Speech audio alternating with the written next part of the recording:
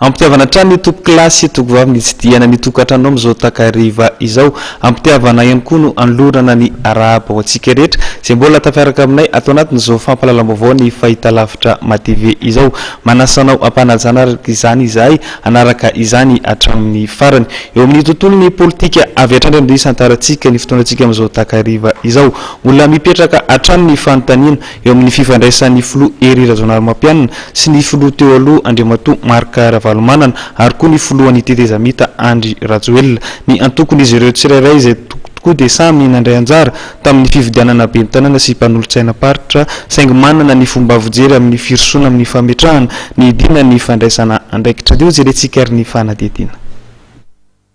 Omaly dia notsindrin'ny filoha Hery Rajaonarimampianina ny fametrahana ny dina amin'ny fandraisana andraikitra amin'ny alalan'ny fanaova-tsonia na ny memorandum de stabilité izay efa nosoniavin'ny solombavam-bahoaka amin'ny totaly 9 ankehitriny.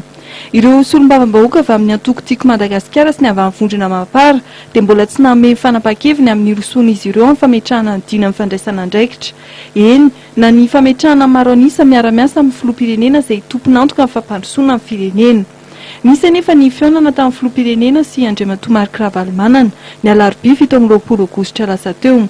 Raha ny fanazavan'ireo akaikin'ny filoha teo aloha dia ny antso amin'ny fanohanan'ny antoko timma ny programa nasan'ny filoha Hery Rajaonarimampianina tamin'izany. Tsy mbola namaly mazava anefa noho izany ny filohan'ny antoko timma raha ny fanazavana voaray. Ny solombavam-bahoaka avy amin'ity antoko ity raha teo dia laza fa tsy mbola nanao sonia velively ity fifanarahana eo amin'ny androm-panjakana mpanatanteraka sy mpanao lalàna ity.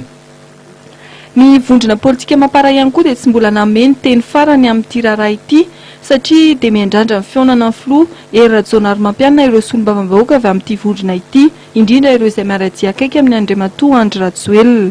Andrasana izany ny fiverenan'ny filohan'ny antenimieram-pirenena Jean-Marc Sarakotomamonjy lasa namita hiraka ny États-Unis mialohan'ny ametrahana ny fomba ofisialy ny dina amin'ny fandraisana andraikitra.